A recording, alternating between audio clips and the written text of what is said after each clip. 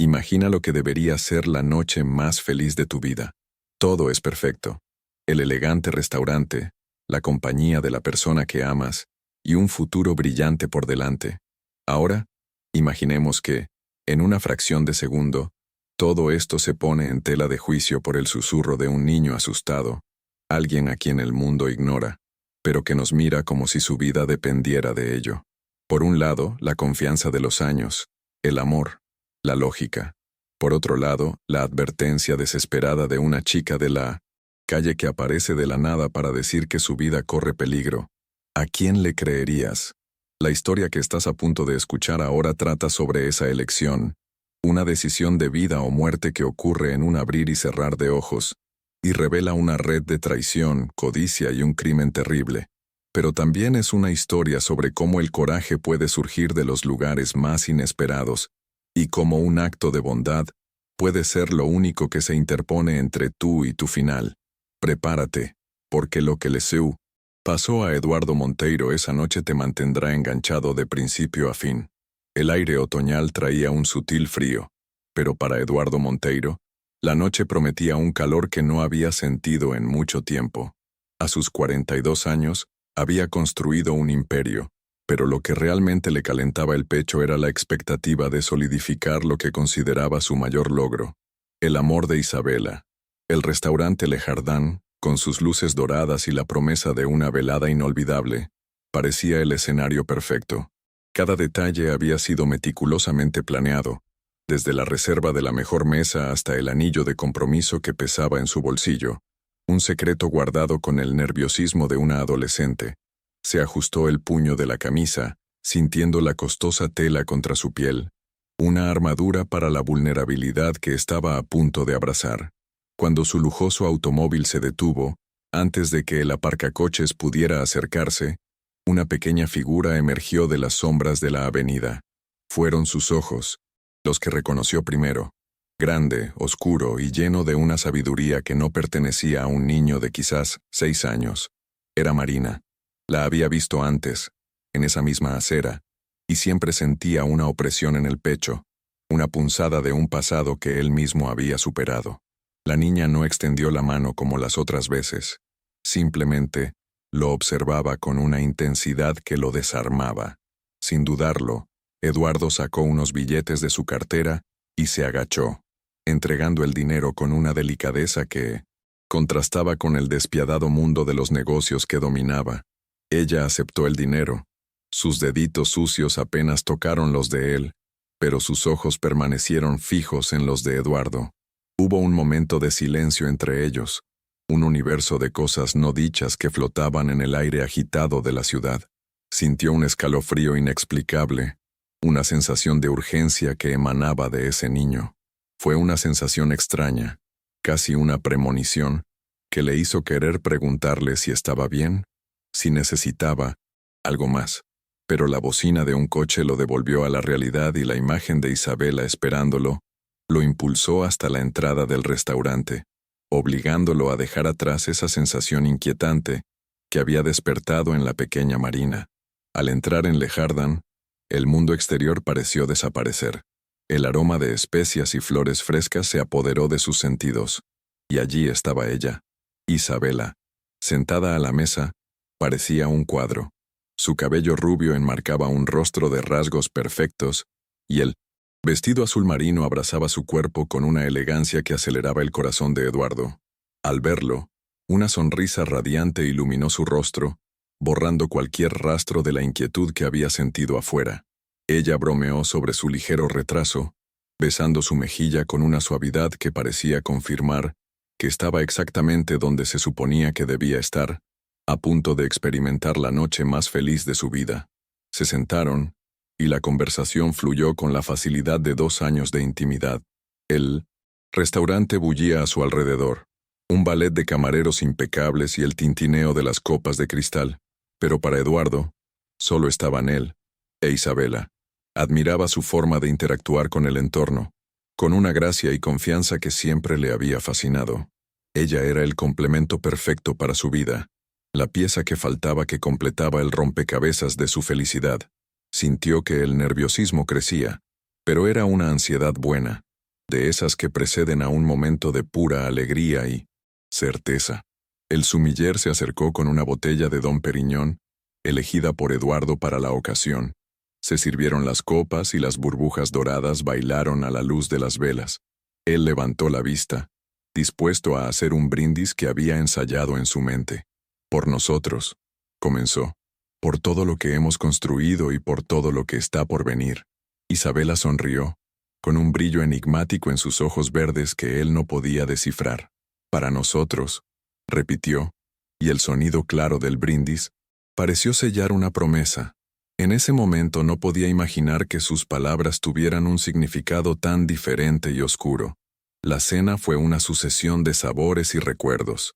Entre carpaccio de salmón y risotto de setas, recordaron su primer encuentro, una tarde incómoda en un hotel donde él, nervioso, derramó café sobre su blusa.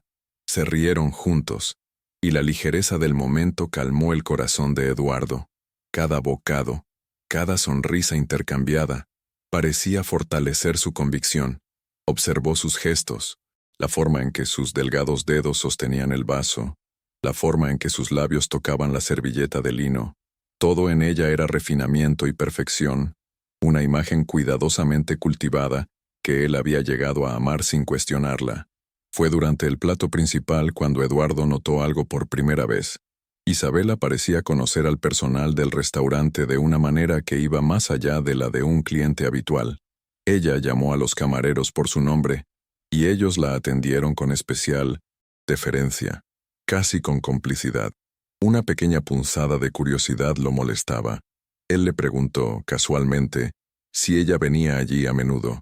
Su respuesta fue rápida, quizás demasiado rápida. Dijo que era uno de sus lugares favoritos para reunirse con amigos, un lugar perfecto para ocasiones especiales. Su mano encontró la de él sobre la mesa, un gesto que debería haberlo tranquilizado pero que por alguna razón no lo hizo del todo. El postre llegó como el clímax de una sinfonía. 2 platos, idénticos con suntuosas rebanadas de pastel de chocolate belga, especialidad de la casa. El camarero los presentó con un gesto elegante, mencionando que era una cortesía del chef para celebrar la noche especial de la pareja. Eduardo frunció el ceño. No había mencionado a nadie en el restaurante el motivo de la celebración. Isabela, por su parte, parecía encantada. Sus ojos brillaban de anticipación. Con calculada elegancia, se puso de pie. «Voy a retocarte el maquillaje, mi amor. No empieces sin mí», dijo, dándole un suave beso en la frente antes de irse al baño. Solo en la mesa, Eduardo miró las 2 rebanadas de pastel. La inquietud que había sentido al ver a Marina en la calle regresó con toda su fuerza, mezclándose con la extraña familiaridad de Isabela con el lugar. Sus pensamientos eran un torbellino confuso cuando un movimiento repentino llamó su atención. De la nada, corriendo entre las mesas con desesperada agilidad, apareció la pequeña Marina. Ella llegó a su lado, jadeando, con el miedo escrito en sus enormes ojos. Agarrándolo por la manga de su chaqueta, se inclinó y susurró, con una urgencia que le heló la sangre en las venas. «Tío, no comas ese pastel». Le puso algo. «Excelente». Continuando donde lo dejamos, aquí están los siguientes 10 párrafos. El mundo de Eduardo se detuvo. El zumbido de la conversación, el tintineo de los cubiertos, todo se disolvió en un silencio ensordecedor. Las palabras de la niña resonaron en su mente, una sentencia de muerte susurrada con la voz de un ángel asustado. Se quedó mirando el pastel, ahora un objeto de puro terror, con su glaseado brillante como barniz sobre una trampa mortal. Su primera reacción fue la negación. Era imposible. Una fantasía de un niño traumatizado. Isabela, la mujer que él amaba, la mujer a la que estaba a punto de proponerle matrimonio, ¿haría algo así? La lógica gritaba que no, pero el miedo primario que la muchacha le infundía era más poderoso que cualquier argumento racional. Intentó darse la vuelta para interrogarla, para pedirle que explicara, pero ella ya había desaparecido. Como un fantasma, Marina se infiltró y se retiró del lujoso ambiente sin dejar rastro, salvo la tormenta que había creado en el corazón de Eduardo. Ningún camarero pareció notar su paso y ningún cliente se dio la vuelta. Era como si ella hubiera existido solo para él, una mensajera de una terrible realidad que se negaba a aceptar. Solo de nuevo, sintió un sudor frío correr por su nuca. El tiempo parecía alargarse, cada segundo una eternidad mientras esperaba el regreso de Isabela, ahora ya no con amor, sino con creciente temor. Su mente comenzó a trabajar frenéticamente, conectando los puntos que antes parecían aleatorios. La extraña familiaridad de Isabela con el personal del restaurante. El postre, de cortesía, que no había pedido. El brillo enigmático en sus ojos durante el brindis. Eran piezas de un rompecabezas que nunca supo que estaba armando. Y ahora, la imagen que se estaba formando, era monstruosa. La duda, que una vez fue una chispa, ahora era una llama que consumió los 2 años de recuerdos felices, convirtiendo todo en una posible farsa. Se sentía como un tonto, un hombre cegado por su propio deseo de tener una vida perfecta. Necesitaba decidir y necesitaba hacerlo rápido. Ya se escuchaban los tacones de Isabela, un sonido rítmico y elegante que se acercaba como una cuenta regresiva. Confiar en 2 años de amor e intimidad, o en la desesperada advertencia de un niño de la calle que apenas conocía.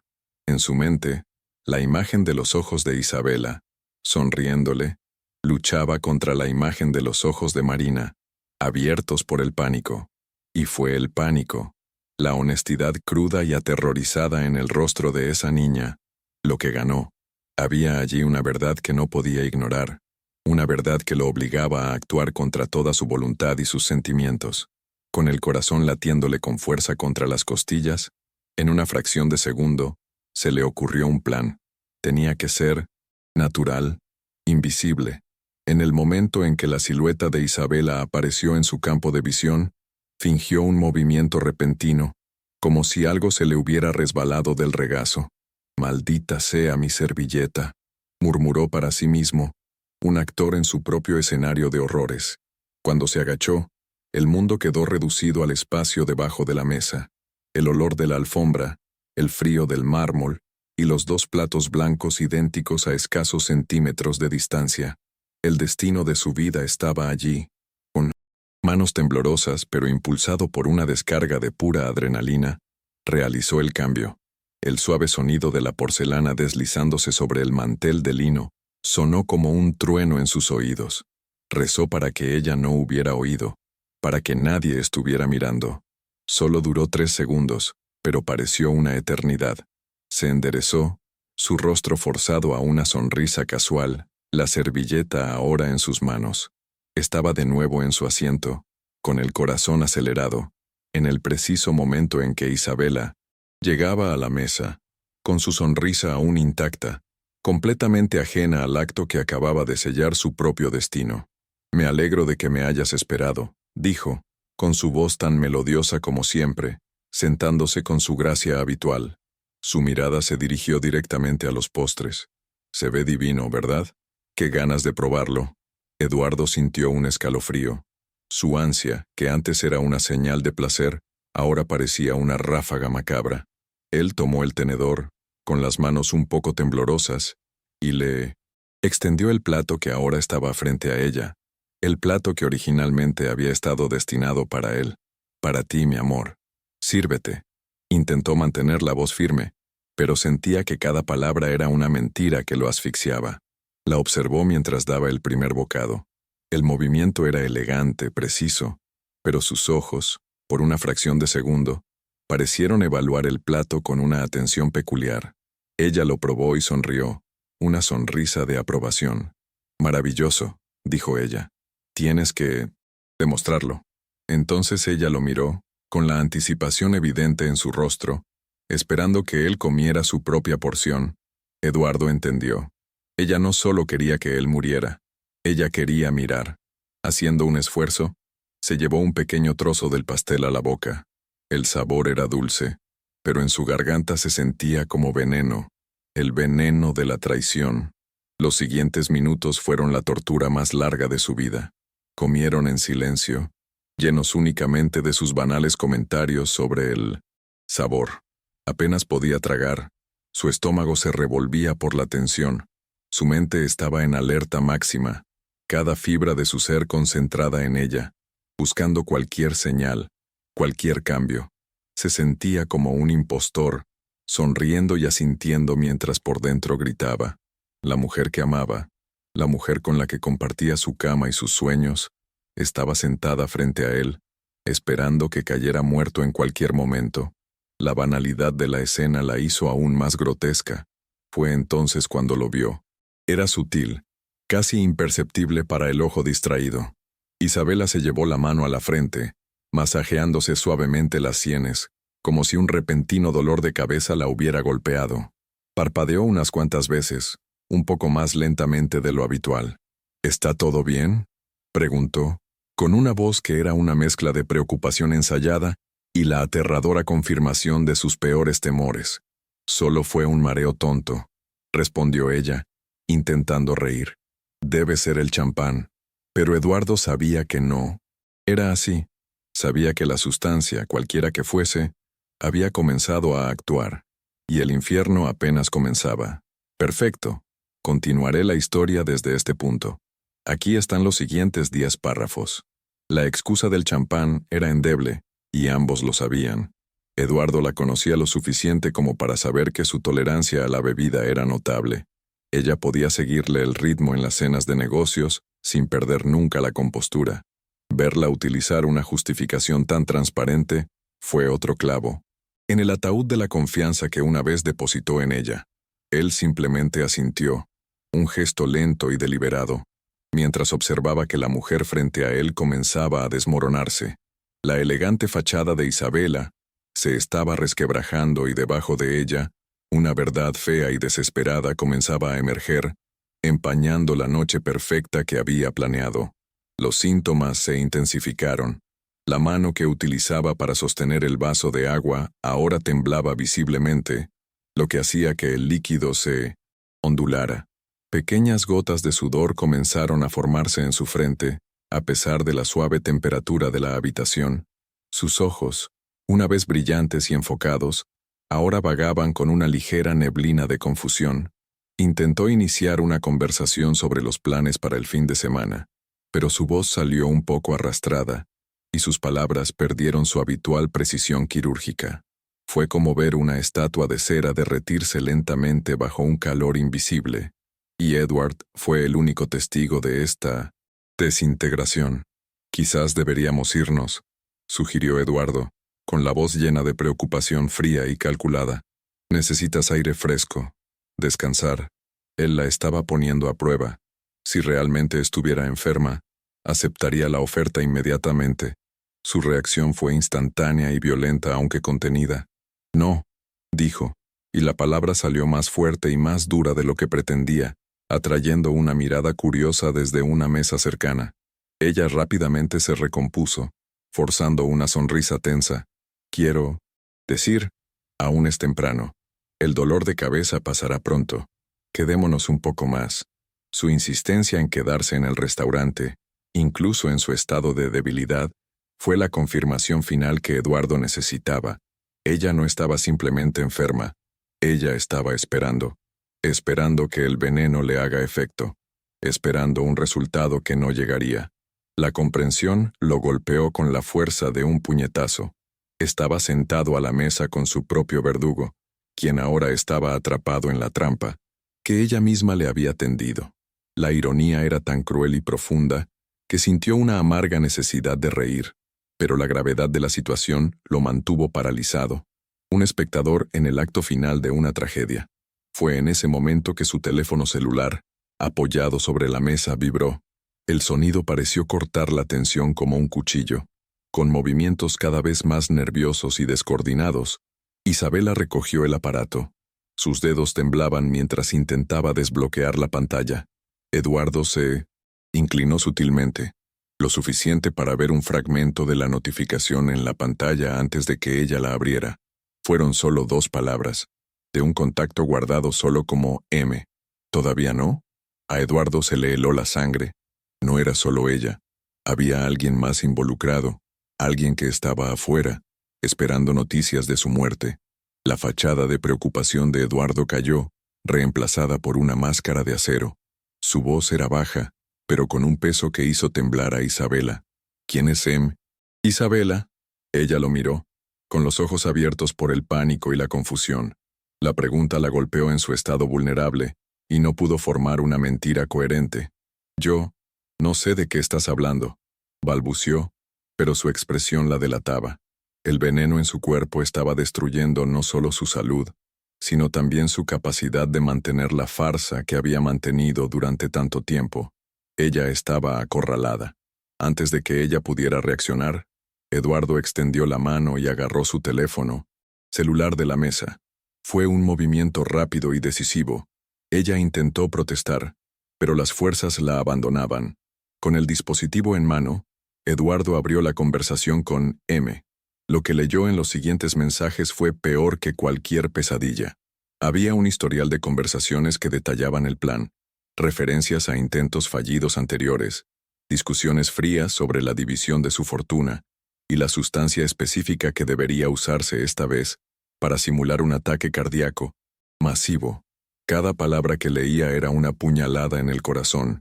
Los recuerdos de 2 años, las sonrisas, los viajes, las promesas, todo resultó ser parte de un espectáculo macabro. La mujer que amaba no existía.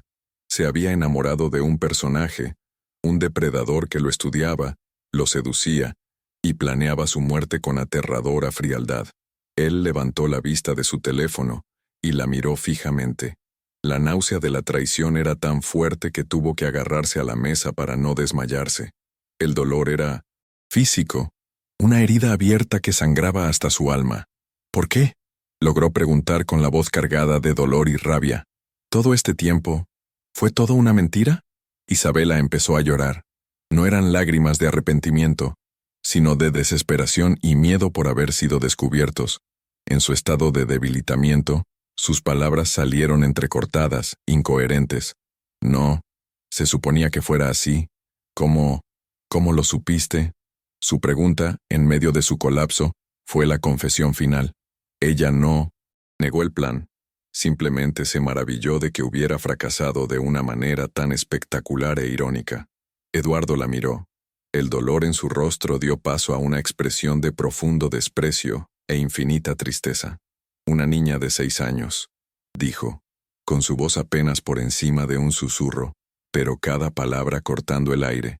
Una niña de la calle, en la que probablemente ni siquiera te fijarías, tuvo más coraje, más decencia y más humanidad que la mujer que amé durante 2 años. Ella fue quien me salvó de ti. La verdad cayó entre ellos, tan pesada y devastadora como el veneno que ahora corría por las venas de Isabela. El sonido lejano de una sirena comenzó a hacerse más fuerte, un presagio de que el mundo exterior estaba a punto de invadir su burbuja de horror. A pesar del torrente de traición que lo ahogó, una pizca de su propia humanidad le impidió simplemente mirar. No podía dejarla morir allí, delante de todos. Tomó su teléfono con una mano que ahora se movía con sorprendente firmeza y marcó el número de emergencia. Mientras le explicaba la situación a un tranquilo asistente al otro lado de la línea, mi compañero de repente se sintió mal. Sospecho que está envenenado. Estamos en el restaurante Le Jardin. Vio cómo el rostro de Isabela se contorsionaba, una máscara de dolor y pánico.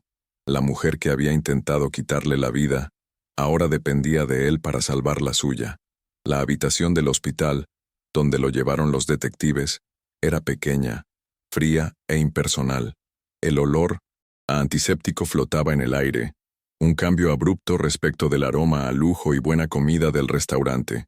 Las luces fluorescentes proyectaban un brillo pálido e implacable sobre todo, exponiendo cada línea de cansancio y estrés en el rostro de Eduardo. El detective Silva se sentó frente a él, con los brazos cruzados y la expresión impasible. El más pequeño, Costa, abrió un cuaderno, bolígrafo en mano, dispuesto a diseccionar su historia. El mundo de Eduardo se había reducido a esas 4 paredes blancas, y él era el único acusado en un juicio silencioso. Empecemos desde el principio, señor Monteiro, dijo Silva con voz profunda y sin emoción. Cuéntanos sobre tu noche. ¿Qué celebrabas exactamente? Cada pregunta era una trampa potencial. Eduardo respiró profundamente sabiendo que la verdad era su única arma. por increíble que pareciera. Narró los acontecimientos, desde la planificación de la velada especial hasta la llegada del postre. Su voz era firme, pero por dentro sentía que el suelo se abría. Estaba describiendo los momentos previos a su propia muerte planeada a unos hombres que, por deber profesional, lo veían como un asesino en potencia. Cuando llegó el momento crucial, no lo dudó. Isabela intentó envenenarme, dijo, y las palabras cayeron con tremendo peso en el silencio de la habitación. Puso una sustancia en mi pastel. Una chica me lo dijo, y cambié los platos sin que se diera cuenta. Se comió el mismo veneno que me había preparado. Los detectives intercambiaron una mirada que era una mezcla de escepticismo y curiosidad. El detective Costa dejó de escribir por un momento, mirando a Eduardo, como si éste hubiera confesado venir de otro planeta. Una historia como esa era cosa de ficción, no de un informe policial. Esa es una acusación extremadamente grave, dijo Silva, inclinándose hacia adelante. ¿Tiene alguna evidencia que respalde esta historia? Era la pregunta que Eduardo estaba esperando. Metió la mano en su bolsillo y sacó el teléfono, celular de Isabela. La evidencia está aquí, dijo, entregando el dispositivo. Sus conversaciones con un cómplice, un hombre identificado como M, detallan todo el plan, el contenido, los intentos previos y el reparto de mi fortuna tras mi muerte accidental. Observó cómo cambiaban los rostros de los oficiales a medida que Silva se desplazaba por los mensajes. La incredulidad daba paso a la sorpresa. Aún así, la parte más fantástica de su historia aún permanece. ¿Y la niña?, preguntó Costa, volviendo a escribir. Dijiste que una niña te lo advirtió. ¿Quién es? ¿Dónde está? Eduardo sintió un nudo en la garganta. Se llama Marina, una chica que vive en la calle, cerca del restaurante. Me avisó, y desapareció en medio de la confusión. No sé dónde está. Decirlo en voz alta ante las caras escépticas de los detectives le hizo darse cuenta de lo frágil que era el pilar que sostenía su inocencia. Un testigo fantasma. Silva puso su teléfono celular sobre la mesa. El contenido de los mensajes era indudablemente comprometedor, pero la historia del niño Salvador lo complicó todo.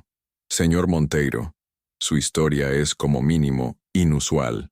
Un complot de asesinato que sale mal de forma irónica. Un testigo que es un niño de la calle desaparecido. ¿Entiende por qué nos cuesta aceptar todo esto? Eduardo asintió. La frustración crecía en su interior. Lo entiendo, pero esta chica vio lo que pasó. Si no la encuentras, no tengo forma de comprobar el momento exacto del intercambio. Fue entonces cuando un pensamiento nuevo y terrible golpeó a Eduardo con la fuerza de un rayo. Si él, con todo su poder y recursos, luchaba por ser creído, ¿qué sería de Marina? Si los cómplices de Isabela supieran que un niño había frustrado su plan, no escatimarían esfuerzos para silenciarla. La niña no era solo una testigo desaparecida, ella era un objetivo. Su vida, que había arriesgado para salvarla de él, estaba en peligro inminente. El temor por su propia libertad fue repentinamente eclipsado por un temor abrumador por la seguridad de esa niña. La urgencia cambió su tono. No lo entiendes, dijo, y su voz adquirió una nueva intensidad. Ya no se trata solo de demostrar mi inocencia. Necesitamos encontrar a esta chica ya. Los hombres para los que trabajaba Isabela son peligrosos. Andan sueltos y saben que su plan fracasó. Marina es el único cabo suelto, la única persona que puede identificarlos aparte de mí. Van a buscarla. Miró a un detective luego al otro, con los ojos suplicándoles que comprendieran la gravedad de la situación. La vida de un niño estaba en juego. Los detectives, aunque todavía cautelosos, no podían ignorar la evidencia en el teléfono celular, ni la urgencia genuina en la voz de Eduardo. Revisaremos las cámaras de seguridad del restaurante e iniciaremos una investigación sobre los empleados, decidió Silva. Pero por ahora, eres una persona de interés. No puedes salir de la ciudad. Nos mantendremos en contacto. Con esa fría advertencia terminó la entrevista. Eduardo fue liberado, pero no se sentía libre. Se sentía como un hombre en cuenta regresiva, al que se le acababa el tiempo a la única persona que realmente podía salvarlo. Al salir del hospital, el sol de la mañana lo cegó por un momento, pero la luz del día trajo consigo un nuevo tipo de horror, un enjambre de reporteros y cámaras. La noticia se había filtrado. Millonario investigado tras incidente con su novia. Era el titular que ya corría el rumor. Le dispararon flashes en la cara y apuntaron con micrófonos. Las preguntas eran como cuchillos. En cuestión de horas pasó de víctima a sospechoso a los ojos del mundo. Ignorando el caos, se subió a su auto, y el mundo exterior se convirtió en una confusión silenciosa. Solo había un pensamiento en su mente, una misión que superaba a todas las demás: encontrar a Marina. Isabela, reuniendo sus últimas fuerzas, le agarró el brazo. El agarre era débil, patético, pero sus ojos suplicaban con urgencia desesperada. No, por favor, la policía se enterará, susurró. Las palabras apenas pasaban por sus pálidos labios. El miedo a la cárcel, incluso al borde de la muerte, era su principal preocupación. Eduardo retiró el brazo, no con enojo, sino con fría firmeza. Deberías haber pensado en eso antes, respondió con una voz carente de cualquier emoción. En ese instante, la mujer que había amado se había convertido en nada más que una criminal, una extraña cuyo destino ya no le pertenecía. El alboroto en la mesa finalmente llamó la atención del maître. Se acercó más. Su rostro era una máscara de preocupación profesional, pero Eduardo pudo ver el verdadero pánico detrás de sus ojos. «Señor Monteiro, ¿hay algún problema? ¿Puedo ayudarle en algo?», preguntó el hombre, con la voz un poco más alta de lo normal. Eduardo lo miró fijamente, relacionando el trato especial que le daban a Isabela con los mensajes de su celular. Vio el sudor en la frente del hombre, el ligero temblor en sus manos. Eduardo preguntó sin rodeos, con voz baja y peligrosa: «Tú también eres parte de esto, ¿no?». El maître palideció al instante. El color desapareció de su rostro como si alguien hubiera accionado un interruptor. «Yo no sé de qué estás hablando», balbució, pero sus ojos nerviosos, que miraban hacia la salida, lo delataron por completo. Ese hombre, con su traje impecable y su aire de sofisticación, era un cómplice.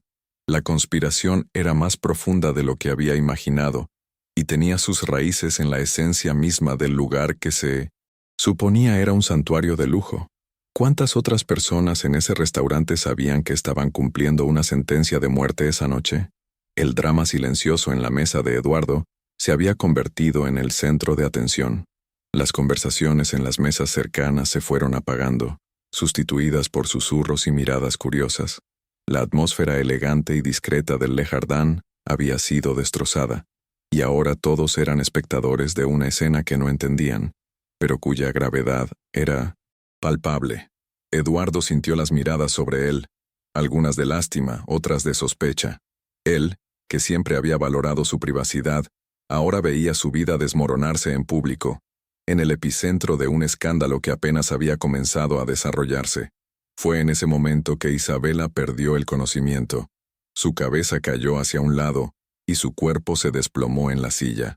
El último vestigio de lucha la abandonó. Verla así, inerte y vulnerable, le provocó a Eduardo una última y compleja punzada de dolor, no por la mujer que era, sino por el fantasma de la mujer que él pensaba que era. La imagen de la pareja amorosa, de la compañera de vida, murió definitivamente en ese instante, dejando solo la cáscara vacía de una traidora, víctima de su propia y espantosa ambición. Las puertas del restaurante se abrieron rápidamente y entraron 2 paramédicos, trayendo consigo la urgencia del mundo real a esa burbuja de lujo. Se movían con tranquila eficiencia, abriéndose paso entre las mesas llevando una camilla y equipo médico. La escena era surrealista. El equipo de emergencia, con sus uniformes y su aura de crisis, contrastando con los manteles de lino blanco y las copas de cristal. El paramédico mayor se arrodilló junto a Isabela, revisando sus signos vitales con la velocidad que dan años de experiencia. «¿Qué pasó aquí?», preguntó sin apartar la mirada de ella. «De repente se sintió enferma», explicó Eduardo, eligiendo cuidadosamente sus palabras. «Empezó con mareos y empeoró muy rápido. Comimos lo mismo», se aseguró de añadir la última frase. Fue su primera línea de defensa. El paramédico frunció el ceño mientras examinaba las pupilas de Isabela. Pulso débil, respiración irregular. Parece intoxicación por alguna sustancia, murmuró a su compañero lo suficientemente alto para que Eduardo lo oyera. La palabra intoxicación, dicha por un profesional, sonó como la primera validación de su increíble historia, la primera piedra en la construcción de su inocencia. Mientras los paramédicos colocaban a Isabela en la camilla, preparándola para el transporte, llegó la policía. 2 detectives, con rostros serios y cansados, entraron al restaurante y se dirigieron directamente a la mesa. El hospital, siguiendo el protocolo para casos sospechosos, los había llamado. El drama de Eduardo había pasado de una traición personal a una emergencia médica y ahora a una investigación criminal. Sabía, por la forma en que lo miraban los detectives, que la noche estaba lejos de terminar. La batalla para salvar su vida había terminado. La batalla para salvar su libertad apenas comenzaba. Uno de los detectives, un hombre mayor con una mirada que parecía perforar el alma, se acercó. «¿Señor Eduardo Monteiro?», preguntó, aunque era evidente que ya sabía la respuesta. «Soy el detective Silva. Necesitamos que nos acompañe para aclarar algunas cosas». No fue una petición. La expresión de su rostro era impasible, pero Eduardo podía sentir el peso de la sospecha en cada palabra. Para la policía, la ecuación era simple. Una pareja rica, una cena, un envenenamiento, y en ausencia de otras respuestas, el hombre que estaba de pie e ileso era inevitablemente el principal sospechoso. Perfecto. Hemos llegado a la parte final de la historia. Aquí están los últimos 10 párrafos para concluir la historia. Eduardo no se fue a casa. Su mansión, una vez símbolo de seguridad y éxito, ahora parecía vacía y sin sentido. El único lugar donde necesitaba estar era en la calle, en el mundo de Minones. Marina le ordenó a su chofer que condujera sin rumbo por el centro de la ciudad, deteniéndose en cada paso elevado, en cada plaza donde los invisibles de la sociedad buscaban refugio. Salió del coche repetidas veces. Su ropa cara y su rostro, ahora famoso, en los periódicos atraían miradas sospechosas e incluso burlonas. «Estoy buscando una chica», dijo, con una voz que sonaba extraña incluso para él mismo en ese ambiente. «Se llama Marina. Es valiente y muy inteligente». Las primeras horas fueron un ejercicio de frustración y desesperación. Para la gente a la que se acercó, él era simplemente otro hombre rico en una aventura extraña. O peor aún, el asesino de la televisión. La indiferencia era un muro de hielo. Nadie sabía nada o nadie quería hablar con él.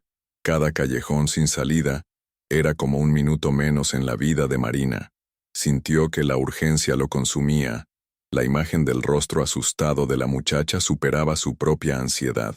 Ella estaba sola, siendo perseguida por monstruos, y todo porque eligió hacer lo correcto. Fue en una pequeña plaza, donde los voluntarios distribuían un desayuno comunitario, donde encontró un rayo de esperanza, una señora de cabello blanco y ojos bondadosos, a quien todos llamaban Doña María.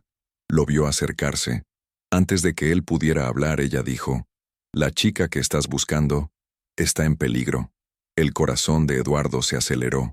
La mujer dijo que Marina había aparecido allí la noche anterior, aterrorizada, hablando de hombres malos con traje que la perseguían.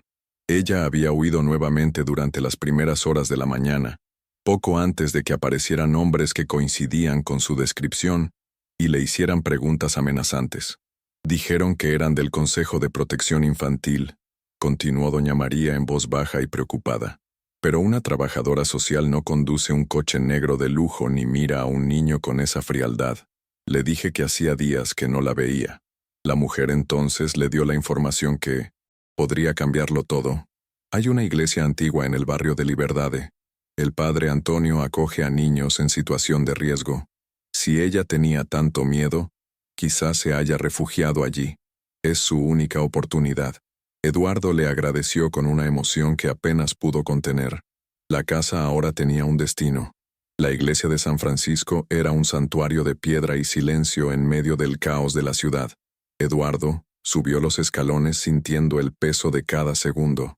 El padre Antonio lo recibió en la puerta, con rostro cauteloso como si ya hubiera visto las noticias de la mañana.